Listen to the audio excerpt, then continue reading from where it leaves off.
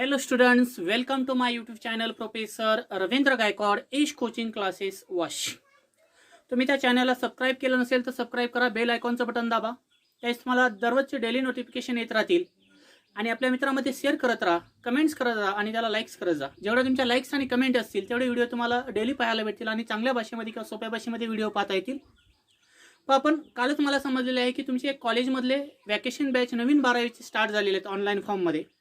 म्हणजे आता तुम्ही सर्व 11वीमधनं 12वीमध्ये सर्वांनी प्रवेश केला आहे. हे सर्वांना कालच्या नोटिफिकेशनमध्ये किंवा तुमच्या नोटीसमध्ये माहीत झाले, त्याचं टाइम टेबल तुम्हाला माहीत झालेलं आहे. तर आता तुम्ही 12वीकडे जास्त लक्ष द्यायचं. त्यासाठी आपण जे ऑफलाईन क्लासेस चालू करणार आहोत ते ऑफलाईन क्लासेस साधारण जून एंडिंगच्या किंवा जुलैच्या फर्स्ट वीकमध्ये चालू होतील आणि त्यापर्यंत आतापर्यंत जे झालेला सिलेबस असेल तर तुमचा ऑनलाईन फॉर्ममध्ये घेतलेला आहे. तर त्याची व्हिडिओ तुम्ही डेली पाहू शकता आणि त्याच्याखालच्या PDF नोट्स तुम्ही दररोज लिहून काढत जा. बऱ्याचशा विद्यार्थ्यांनी काही फीस दिलेली नाही. ज्या विद्यार्थ्यांनी फीस दिलेली नसेल त्या विद्यार्थ्यांनी देखील फीस जमा करा. काही ना काही फीस जमा करा, म्हणजे ऑफलाईनमध्ये तुम्हाला त्याची जास्त फीस भरावं लागणार नाही. आणि आपले काही नवीन मित्रमैत्रीण जर असतील तर त्यांना देखील आपल्या ग्रुपमध्ये जॉईन व्हायला सांगा. त्यांना PDF नोट्स पहिल्यापासून भेटतील. तर आपला टॉपिक चालू होता केमिकल थर्मोडायनॅमिक्स. काल जे तुम्हाला मी व्हिडिओ दिला होता त्याच्यामध्ये काही विद्यार्थ्याचे मला कंप्लेंट आले की सर हा व्हिडिओ मला दिसत नाही. त्यासाठी मी हा एक रिपीट व्हिडिओ बनवत आहे, कारण याच्यामध्ये तुम्हाला या डेफिनेशन 1 मार्काला विचारले जातात. तर आजचा पॉईंट आहे आपल्याला केमिकल थर्मोडायनॅमिक्सच्या टॉपिकमधला एन्थाल्पी फॉर द ॲटॉमिक और molecular changes. Enthalpy for atomic और molecular change. Enthalpy for atomic और मॉलिक्युलर चेंज. त्याच्या अगोदरच्या लेक्चरमध्ये आपण पाहिलं होतं का enthalpy of phase transition. Phase ट्रान्झिशनमध्ये आपण एन्थाल्पी ऑफ फ्युजन कशाला म्हणायचं ते पाहिलं आहे. एन्थाल्पी ऑफ फ्रीजिंग कशाला म्हणायचं त्याचा स्टडी केलेला आहे. एन्थाल्पी ऑफ वेपरायझेशन कशाला म्हणायचं ते देखील आपण पाहिलेलं आहे. एन्थाल्पी ऑफ कंडेन्सेशनचा देखील आपण स्टडी केलेला आहे. आणि त्याच्या आधी शेवटी आपण एन्थाल्पी ऑफ सब्लिमेशनचा स्टडी केला होता, जो की 1 मार्काला तो क्वेश्चन विचारला जातो. त्याच्यावर तुम्ही जास्त भर देऊ शकता. तसं आजच्या लेक्चरमध्ये आपल्याला एन्थाल्पी फॉर ॲटॉमिक और मॉलिक्युलर चेंजेसमध्ये 2 ते 3 प्रकारचे बेसिक पॉईंट शिकायचे. त्याच्यामध्ये फर्स्ट आहे what is means by enthalpy of atomic और मॉलिक्युलर चेंजेस. की एखादा ॲटम असेल किंवा मॉलिक्युल असेल तर त्या ॲटम पासून एखादा मॉलिक्युल असेल किंवा ॲटम असेल तर त्याचं डिसोसिएशन करत असताना त्याच्यामध्ये एनर्जी ॲब्सॉर्ब होते की इव्हॉल्ड होते. जर एनर्जी ॲब्सॉर्ब होत असेल तर त्याचे साईन जे असणार आहे ते पॉझिटिव्ह असेल आणि एनर्जी इव्हॉल्व होत असेल तर त्याचं साईन हे निगेटिव्ह असतं. मग असे ॲटॉमिक आणि मॉलिक्युलर चेंजेस म्हणजे एन्थाल्पी कशा प्रकारे चेंज होते त्याचा पॉईंटचा अभ्यास, त्या पॉईंटचा अभ्यास आज आपल्याला आजच्या लेक्चरमध्ये करायचा आहे. त्याच्यामध्ये फर्स्ट पॉईंट आहे what is the enthalpy of ionization. What is means by enthalpy of ionization. की एन्थाल्पी ऑफ आयोनायझेशन कशाला म्हणायचं. This enthalpy of ionization are denoted by delta H ion. की एन्थाल्पी ऑफ आयोनायझेशन आपण कशाने indicate करणार आहोत. Delta H ion या सिम्बॉलने आपण त्याला इंडिकेट करत असतो. मग आता नेमकं एन्थाल्पी ऑफ आयोनायझेशन कशाला म्हणायचं. The enthalpy change accompanying the enthalpy change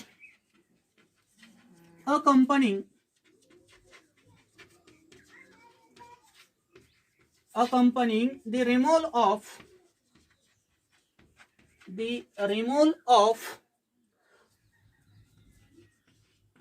of an electron.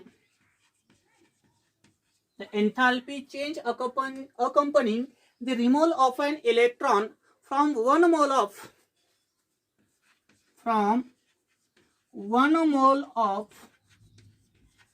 gaseous atom. 1 mole of a gaseous atom are called as enthalpy of ionization. त्यालाच आपण काय म्हणतो एन्थाल्पी ऑफ आयोनायझेशन. एकदम सोपी डेफिनेशन आहे. एन्थाल्पी ऑफ आयोनायझेशन कशाला म्हणायचं. This enthalpy of ionization are indicated by delta H ion. मग आता आयोनायझेशन होतं म्हणजे काय होतं. The enthalpy change accompanying. केव्हा एन्थाल्पी चेंज होणार आहे. The removal of an electron from 1 mole of a gaseous atom are called as enthalpy of ionization. की तुमच्याकडे एक मोल गॅसियस ॲटम जर असेल आणि त्याच्यामधला एक इलेक्ट्रॉन रिमूव्ह केला असता, एक गॅसियस कॅटायन जर फॉर्म होत असेल, तर त्यावेळेस जी एन्थाल्पी चेंज होणार आहे त्याला आपण एन्थाल्पी ऑफ आयोनायझेशन म्हणतो. And this enthalpy of ionisation is always positive. आणि एन्थाल्पी ऑफ आयोनायझेशनची जी व्हॅल्यू असणार आहे ती ऑलवेज कशी असते, पॉझिटिव्ह असते. If you taking the example, समजा तुमच्याकडे सोडियम ॲटम हा गॅसियस स्टेटमध्ये आहे 1 मोलमध्ये. This 1 mole of sodium atom remove of electrons to form sodium cations in gaseous state. की सोडियम ॲटम मधनं जर एक इलेक्ट्रॉन लूज केला तर त्याच्यापासून सोडियम कॅटायन हा गॅसियस स्टेटमध्ये तयार होईल. त्यावेळेस त्याच्यामधली चेंज इन आयोनायझेशन एनर्जी जी असणार आहे डेल्टा एच आयन ही प्लस फॉर्म मध्ये असते आणि साधारण ती व्हॅल्यू जर पाहिली तर ती किती आहे, 494 किलोजूल पर मोल. किती असते ती, 494 किलोजूल पर मोल. Means when 1 mole of a gaseous atom there is a removal of single electron from gaseous cations, their enthalpy change, that is enthalpy of ionization, is plus 494 kilojoule per mole. की तुमच्याकडे कुठलाही एखादा gaseous item जर असेल आणि त्याच्यामधला outermost sale मधला जर आपल्याला एखादा सिंगल इलेक्ट्रॉन रिमूव्ह करायचा असेल तर तो काहीतरी एनर्जी ऍब्सॉर्ब करणार आहे. आणि ज्यावेळेस तो एनर्जी ऍब्सॉर्ब करतो त्यावेळेस त्या गॅसियस न्यूट्रल ॲटम मधनं एक इलेक्ट्रॉन लूज होतो. आणि न्यूट्रल ॲटम मधनं जर इलेक्ट्रॉन लूज झाला तर त्याच्यापासून एक गॅसियस कॅटायन्स तयार होतो. त्याला आपण, आणि त्याच्यामध्ये जी चेंज झालेली एन्थाल्पी असणार आहे त्या एन्थाल्पीला आपण एन्थाल्पी ऑफ आयोनायझेशन म्हणतो. तसं सोडियम मेटलसाठी किती एनर्जी लागते, प्लस 494 किलोजूल पर मोल. प्लस कशामुळे लिहिलं, कारण त्याने हीट एनर्जी ऍब्सॉर्ब केली आणि त्यावेळेस त्याच्यामधून एक इलेक्ट्रॉन काय केला, लूज केला. स्क्रीनशॉट काढून घ्यायचा. पण त्यानंतर सेकंड पॉइंट आहे, what is means by enthalpy of electron gain enthalpy. Second point काय याच्यामध्ये, what is means by electron gain enthalpy. Electron gain enthalpy. आता इलेक्ट्रॉन गेन एन्थाल्पी कशाला म्हणायचं. This electron gain enthalpy are indicated by delta H EG. कशाने indicate करतो आपण, delta H easy या सिम्बॉलने आपण इंडिकेट करत असतो. म्हणजे आयोनायझेशनच्या अपोर्टची जी आहे ती त्याला काय म्हणतो आपण, इलेक्ट्रॉन गेन एन्थाल्पी. आता इलेक्ट्रॉन गेन एन्थाल्पी आहे म्हणजे काय होतं की याच्यामध्ये समजा तुमच्याकडे एक मोल गॅसियस ॲटम जर असेल आणि त्याने जर एक सिंगल इलेक्ट्रॉन जर ऍक्सेप्ट केला तर त्याच्यापासून एक गॅसियस एनायन्स तयार होतो आणि त्याच्यामध्ये जी चेंज होणारी एन्थाल्पी असणार आहे त्या एन्थाल्पीला आपण इलेक्ट्रॉन गेन एन्थाल्पी म्हणतो. म्हणजे काय डेफिनेशन करता येईल, the enthalpy change, the enthalpy change, enthalpy change when 1 mole of gas phase atom, 1 mole of gas phase atom of an elements, gas phase atom of an elements accept electrons to form 1 mole of gaseous anion are called as electron gain enthalpy.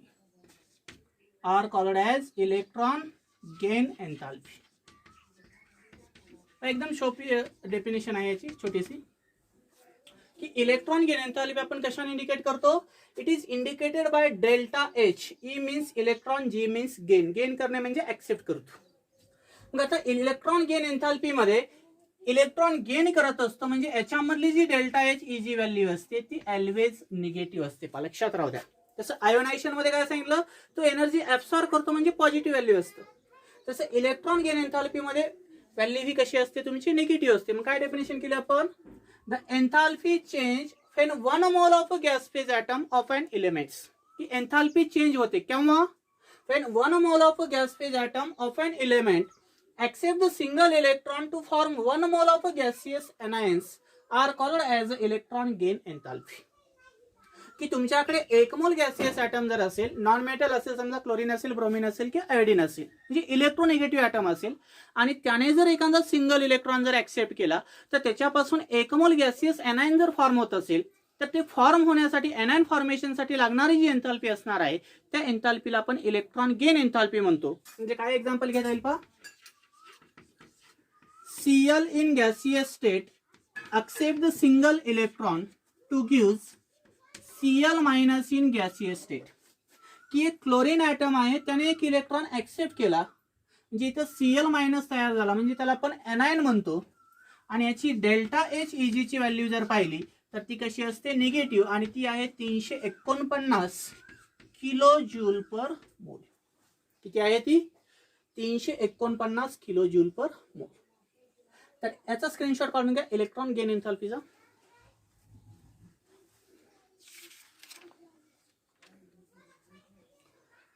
पण त्यानंतर आपल्याला तिसरा concept पाहायचा आहे, what is means by enthalpy of atomisation. तिसरा concept काय आहे, what is means by enthalpy of atomisation. Enthalpy of atomisation. What is means by enthalpy of atomisation. आता ॲटोमायझेशन साठी सिम्बॉल आहे, it is indicated by delta H atom. की delta H atom या सिम्बॉलने त्याला आपण इंडिकेट करत असतो. मीन्स एन्थाल्पी ऑफ ॲटोमायझेशन कशाला म्हणायचं, की याच्यामध्ये ॲटम फॉर्मेशन प्रोसेस असते त्याला आपण एन्थाल्पी ऑफ ॲटोमायझेशन म्हणतो. जसं आयन फॉर्मेशन असते त्याला आपण आयोनायझेशन म्हणतो. तसं enthalpy of atomization is indicated by delta H atom. या ॲटम फॉर्मेशन मध्ये समजा तुमच्याकडे एखादा गॅसियस सबस्टन्स असेल आणि त्या गॅसियस सबस्टन्सला जर आपण डिसोसिएट केलं तर त्याच्यापासून एखादा गॅसियस ॲटम जर तयार होत असतील एकापेक्षा जास्त तर त्याला आपण एन्थाल्पी ऑफ ॲटोमायझेशन म्हणतो. समजा तुमच्याकडे एखादा कंपाऊंड्स आहे, सबस्टन्स आहे, क्लोरीन असेल, एखादा मिथेन गॅस असेल, इथेन गॅस असेल, त्या मॉलिक्यूलला जर आपण डिसोसिएट केलं तर त्याच्यापासून वेगळ्या प्रकारचे ॲटम जर तयार होत असतील आणि ते ॲटम फॉर्मेशनसाठी जी एन्थाल्पी चेंज होणार आहे त्याला आपण काय म्हणतो, एन्थाल्पी ऑफ ॲटोमायझेशन. मग काय डेफिनेशन करता येते पहा, the enthalpy change, the enthalpy change accompanying the enthalpy change. केव्हा एन्थाल्पी चेंज होते, accompanying the dissociation of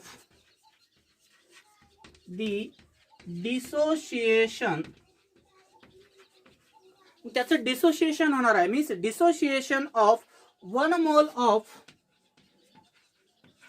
1 mole of gaseous substance, 1 mole of gaseous substance. किती मोल gaseous substance घ्यायचा, 1 mole of a gaseous substance into its gaseous atoms are called as enthalpy of atomization. Enthalpy of ॲटोमायझेशन, त्यालाच आपण generally काय म्हणतो, enthalpy of ॲटोमायझेशन. म्हणजे काय सांगते डेफिनेशन पहा, द एन्थाल्पी चेंज अकंपनिंग, की एन्थाल्पी चेंज होणार आहे कधी, the dissociation of 1 mole of a gaseous substance, की तुमच्याकडे 1 मोल गॅसियस सबस्टन्स आहे आणि त्याचं डिसोसिएशन होतं इनटू इट्स गॅसियस ॲटम आणि त्याच्यापासून एक गॅसियस ॲटम तयार होतो, त्यावेळेस चेंज होणारी जी एन्थाल्पी असणार आहे त्याला आपण एन्थाल्पी ऑफ ॲटोमायझेशन म्हणतो. एन्थाल्पी ऑफ ॲटोमायझेशनची व्हॅल्यू जर पाहिली तर ती देखील ऑलवेज कशी असते, तुमची पॉझिटिव्ह व्हॅल्यू असते. पहा जसं की तुम्हाला डिसोसिएशन कन्सेप्ट माहिती आहे, डिसोसिएशन होतं म्हणजे काय होतं, त्या ॲटमचे एका मॉलिक्यूलमधून दुसऱ्या मॉलिक्यूलमध्ये कन्व्हर्जन होत असतं. पहा आता याच्यामध्ये मला सांगा, समजा तुमच्याकडे क्लोरीन ॲटम असेल, हा क्लोरीन गॅस आहे, एक सबस्टन्स आहे, आणि ह्या क्लोरीन गॅस मॉलिक्यूलचं किंवा क्लोरीन मॉलिक्यूलचं जर आपण डिसोसिएशन केलं तर याच्यामध्ये 2 क्लोरीन ॲटम आहेत, दोन्ही क्लोरीन ॲटम काय होतील, डिसोसिएशन होतील. Means 1 mole of a chlorine atom in a gaseous state which are dissociated into gaseous atom, such enthalpy change are called as the enthalpy of atomization. की कुठलाही gaseous substance जर असेल आणि त्याचं particular टेम्परेचरला जर डिसोसिएशन केलं असता, गॅसियस ॲटम जर एक्झिस्ट होत असतील तर त्याला आपण एन्थाल्पी ऑफ ॲटोमायझेशन म्हणतो. मग काय व्हॅल्यू असेल, delta H atomization is equal to plus 242 kilo joule per mole. जे क्लोरीन मॉलिक्यूलला डिसोसिएट होण्यासाठी किती एनर्जी लागते, प्लस 242 किलो ज्यूल पर मोल. दुसरं एक्झाम्पल तुम्ही सांगू शकता, समजा तुमच्याकडे नॅचरल गॅस आहे methane CH4 in gaseous state. आता मिथेन फॉर्मेशन मध्ये काय होतं पा, मिथेन तयार होण्यासाठी दोन एलिमेंटची गरज लागते. एक असतो कार्बन आणि दुसरा आहे हायड्रोजन.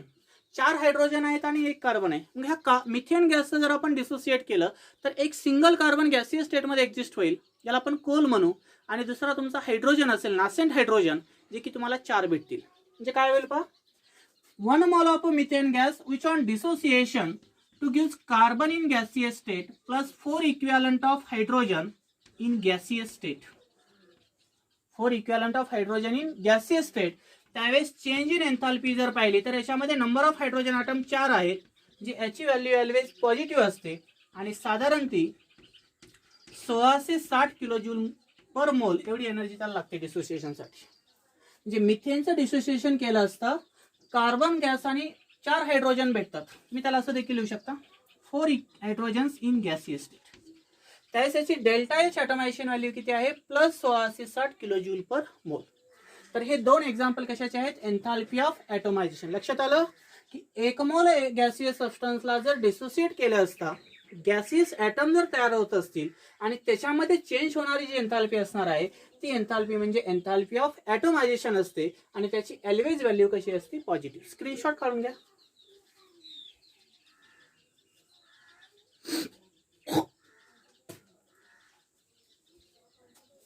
पण त्यानंतर आता छोटासा कन्सेप्ट आहे शेवटचा, तो पाहिजे आपल्याला याच्यामधला 4 नंबरचा. थोडंसं मी रफ करतो याला, थोडासा लेंदी पॉइंट्स आहे. What is means by enthalpy of solution. What is means by enthalpy of solution? की enthalpy of solution कशाला म्हणायचं. This enthalpy of solution are indicated by delta H solution. हे कशाने इंडिकेट करतो आपण, डेल्टा एच सोल्युशनने आपण त्याला इंडिकेट करत असतो. मग आता तुम्हाला माहिती आहे सोल्युशन फॉर्मेशन होतं म्हणजे काय होतं. आपल्याला 2 नंबरचा टॉपिक आहे पा, solution. Solute plus solvent is equal to solution. की तुमचा सोल्यूट आणि सॉल्व्हंट जर असेल आणि याला जर आपण डिझॉल्व्ह केलं एकमेकांमध्ये तर एक सोल्युशन तयार होत असतं. जसं की तुमच्याकडे 5 ग्रॅम शुगर असेल आणि अर्धा लिटर पाण्यामध्ये ती 5 ग्रॅम शुगर जर तुम्ही ॲड केली तर शुगर हा तुमचा सोल्यूटचं कार्य करेल आणि पाणी हे तुमचं सॉल्व्हंटचं कार्य करेल. जसं की आपण शरबत किंवा चहा बनवत असतो, म्हणजे एक सोल्युशन तयार करत असतो. मग आता एन्थाल्पी ऑफ सोल्युशन म्हणजे काय असेल. मग एन्थाल्पी ऑफ सोल्युशन एक अशी प्रोसेस आहे की त्या प्रोसेसमध्ये 1 मोल ऑफ अ सबस्टन्स आपण एक स्पेसिफाईड अमाऊंट ऑफ सॉल्व्हंटमध्ये जर डिझॉल्व्ह केला तर त्याला आपण एन्थाल्पी ऑफ सोल्युशन म्हणतो. म्हणजे काय डेफिनेशन करता येते पहा, the enthalpy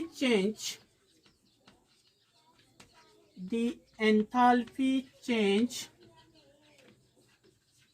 in a process. की एन्थाल्पी चेंज केव्हा होते, अशी एक प्रोसेस आहे. Enthalpy change in a process fan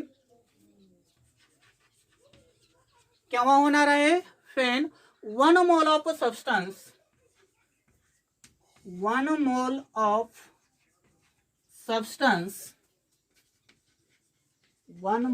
substance is dissolved in, dissolve करणे म्हणजे विरघळणे. 1 mole of a substance is dissolved in specified amount of solvent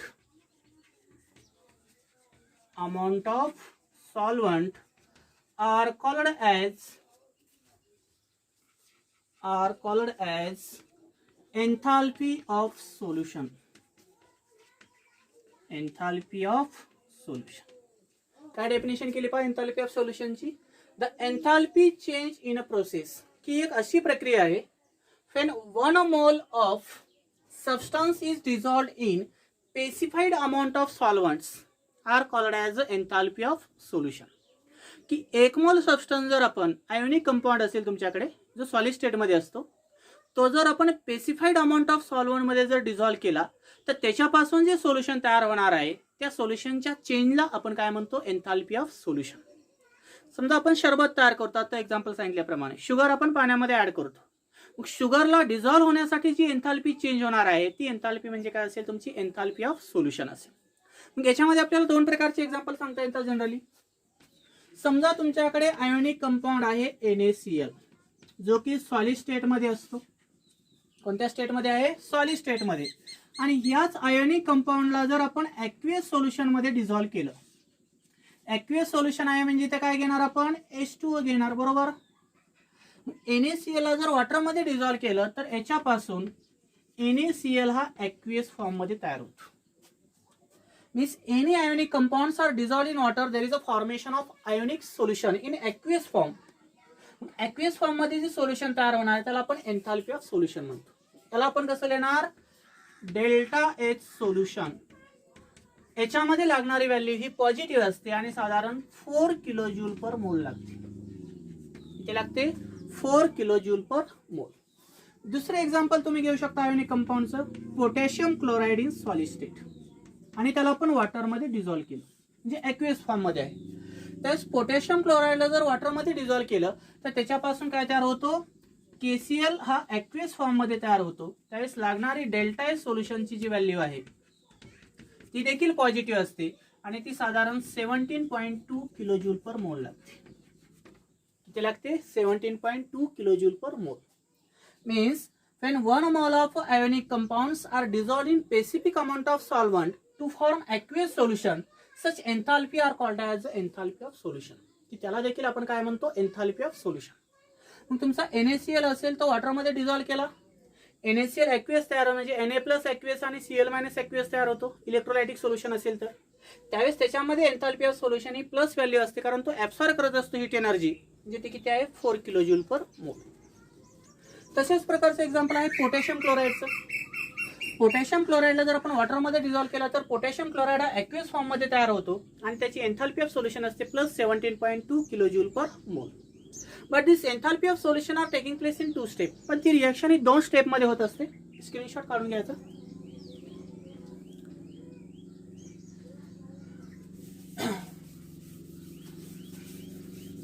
this enthalpy of solution are taking place in 2 step.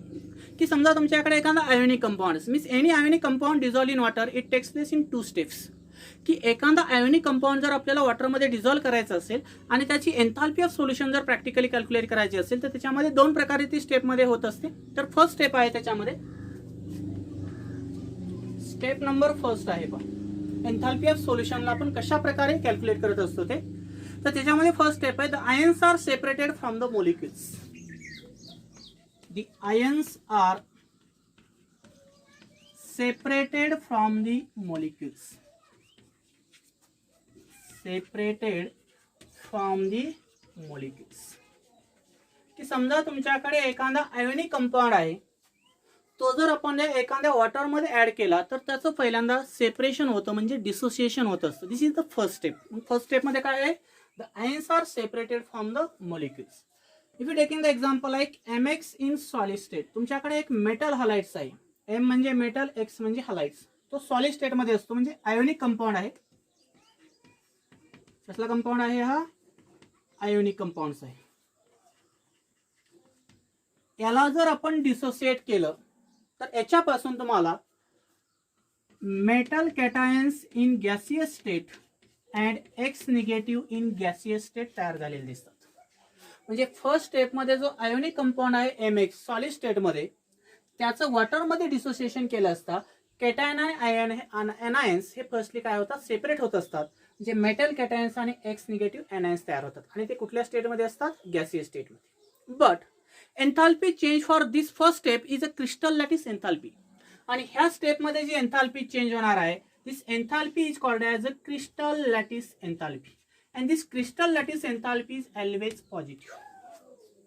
की first step मध्ये ionic कंपाऊंडचं dissociation हे ions मध्ये होत असताना त्याच्यामध्ये एक एन्थाल्पी चेंज होत असते. This enthalpy change is called as a crystal lattice enthalpy. Crystal lattice enthalpy are indicated by delta LH and this crystal lattice enthalpy is always positive. आणि तीच क्रिस्टल लॅटिस एन्थाल्पी ऑलवेज काय असते? Positive असते. म्हणजे इथे तुम्हाला लिहू शकता delta LH is equal to crystal lattice enthalpy. Crystal lattice enthalpy ही काय असणार आहे? तुमची क्रिस्टल लॅटिस एन्थाल्पी आहे आणि ती ऑलवेज काय असते? पॉझिटिव्ह असते. आता स्टेप नंबर सेकंड काय सांगते पहा.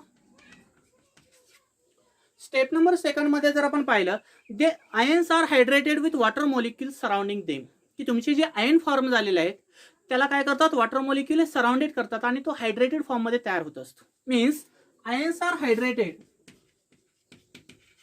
आयन्स आर हायड्रेटेड, आयन्स काय होतात तुमचे, हायड्रेटेड होतात, हायड्रेटेड विथ वॉटर मॉलिक्युल्स,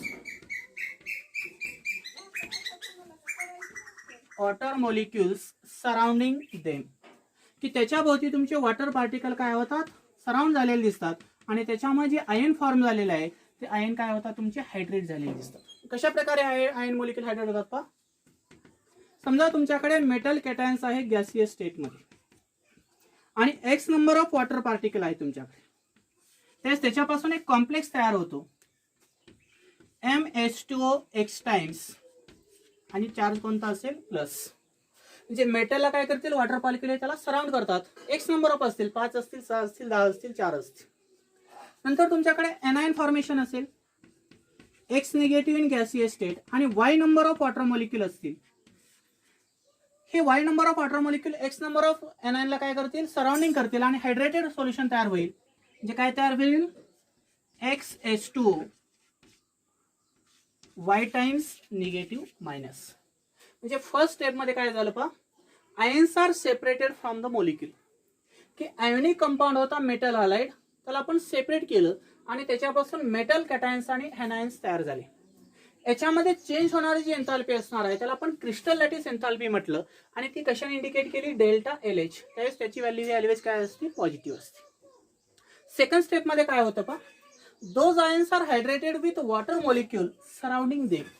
जे आयन्स तुमचे एक्झिस्ट झालेले आहेत त्याचा काय करतात, वॉटर मॉलिक्युल सराउंड करत असतात. मग n number of water molecule असतील, 1 लिटर असेल, 2 लिटर असेल, 10 लिटर असेल. इतर रिएक्शन आपण लिहिली, metal halide in gaseous state to gives x number of water molecule to form metal hydrated complex in X form. Second reaction मध्ये काय आहे, X negative plus Y number of H2O, there is a formation of X number of H2O molecule in anion formation. अशा प्रकारचे complex तयार होतात आणि हे complex तयार होत असताना याच्यामध्ये एक एन्थाल्पी चेंज होत असते आणि जी काय एन्थाल्पी चेंज होणार आहे त्याला आपण एन्थाल्पी ऑफ हायड्रेशन म्हणतो. and this enthalpy of hydration is always negative. आणि ती एन्थाल्पी ऑफ हायड्रेशन काय असते, ऑलवेज निगेटिव्ह असते. म्हणजे इथे तुम्ही लिहू शकता फेर delta H hydration means enthalpy of hydration, enthalpy of hydration, यालाच आपण काय म्हणतो, एन्थाल्पी ऑफ हायड्रेशन. म्हणजे फर्स्ट स्टेपच्या आधारे आपल्याला डेल्टा LH माहित झाला आणि सेकंड स्टेपच्या आधारे आपल्याला डेल्टा H हायड्रेशन माहित झाला. MCQ ला लक्षात राहू द्या, डेल्टा LH हा ऑलवेज पॉझिटिव्ह असतो आणि डेल्टा H हायड्रेशन हा कसा असतो तुमचा, निगेटिव्ह असतो. याच्या आधारे आपल्याला एक त्याचं इक्वेशन तयार करता येतं, कशाचं, एन्थाल्पी ऑफ सोल्युशनचं. काय इक्वेशन होईल पहा, ती delta H solution is equal to the sum of crystal lattice enthalpy plus enthalpy of hydration. काय डेफिनेशन करता येते पहा, the enthalpy of solution is defined as the sum of crystal lattice enthalpy and enthalpy of hydration. Crystal lattice enthalpy आहे म्हणजे delta LH आहे आणि enthalpy of hydration म्हणजे काय आहे, डेल्टा H हायड्रेशन आहे. म्हणजे डेल्टा H सोल्युशनचा फॉर्म्युला काय निघतो तुम्हाला, delta H solution is equal to delta LH plus delta H hydration. ही व्हॅल्यू काय असते, ऑलवेज पॉझिटिव्ह आणि ही व्हॅल्यू काय असते, निगेटिव्ह असतो. याच्यावर 1 मार्काला प्रॉब्लेम विचारला जातो, हे लक्षात राहू द्या. याचा स्क्रीनशॉट काढून घ्या.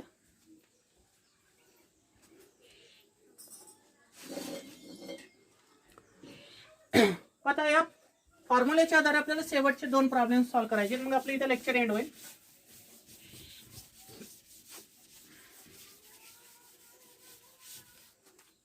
समजा तुम्हाला दिलेला आहे एक प्रॉब्लेम फॉर NaCl. काय दिलेलं आहे, NaCl दिलेलं आहे. त्या NaCl मध्ये पहा तुम्हाला दिलेलं आहे delta LH plus 790 kilo joule per मोल आणि डेल्टा H हायड्रेशन दिलेलं आहे तुम्हाला मायनस 786 किलो जूल पर मोल. काय दिलेलं आहे, मायनस 786 किलो जूल पर मोल. What is the enthalpy of solution. What is the enthalpy of solution असा तुम्हाला क्वेश्चन आहे. काय दिलंय प्रॉब्लेम मध्ये, डेल्टा एल एच हा प्लस 790 किलो जूल पर मोल दिला, delta H hydration minus 786 kilo joule per मोल दिला आणि काय कॅल्क्युलेट करायचंय, एन्थाल्पी ऑफ सोल्युशन. कसं लिहिणार याला पहा, गिवन डाटा मध्ये तुम्ही लिहिणार डेल्टा एल एच किती दिलाय, प्लस 790 किलो जूल पर मोल, बरोबर. नंतर डेल्टा एच हायड्रेशन दिलेलं आहे तुम्हाला मायनस 786 किलो जूल पर मोल.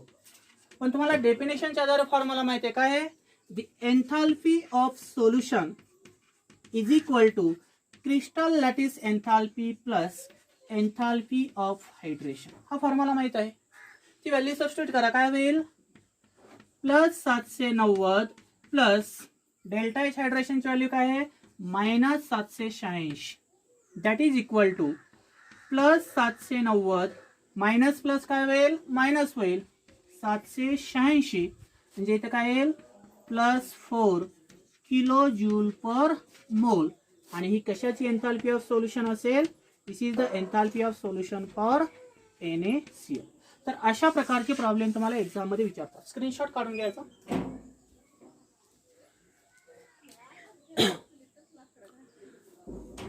आता शेवटचा प्रॉब्लेम आहे या लेक्चर मधला, मला इंटेक्स मध्ये दिलेला आहे का,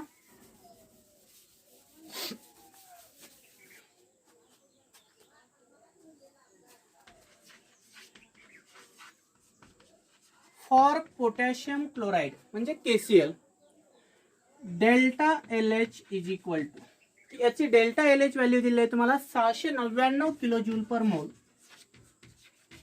किलो जूल पर मोल. डेल्टा एच हायड्रेशन दिलेला आहे किती दिलेलं आहे पहा, मायनस 681.8 किलो जूल पर मोल. then what is the enthalpy of solution, what is the enthalpy of solution. मग आता याच्यामध्ये तुम्हाला डेल्टा एल एच दिला, डेल्टा एच हायड्रेशन दिला, आता एन्थाल्पी ऑफ सोल्युशन कॅल्क्युलेट करायचं. मग गिवन डाटा काय येईल पहा, delta L H is equal to plus 699 kilo joule per मोल, डेल्टा एच हायड्रेशन किती येईल पहा इथं, मायनस किती दिला आहे 681.8 किलो जूल पर मोल. काय कॅल्क्युलेट करायचं आहे, डेल्टा एच सोल्युशन, काय फॉर्म्युला असतो, delta L H plus delta H hydration. टाका व्हॅल्यू याच्यामध्ये, काय व्हॅल्यू आहे, प्लस 699 प्लस मायनस 681.8, यालाच कसं लिहिणार, प्लस 699 अधिक वजा वजा 681.8, याची वजाबाकी करा, काय होईल, प्लस 17.2 किलो जूल पर मोल. किती आलं, प्लस 17.2 किलो जूल पर मोल. म्हणजे हे काय असेल, delta H solution for KCl. तर हा इंटेक्स मधला प्रॉब्लेम आहे, याचा स्क्रीनशॉट काढून घ्या. एकदम छोटासा प्रॉब्लेम आहे, 1 मार्काला विचारला जातो. थँक्यू.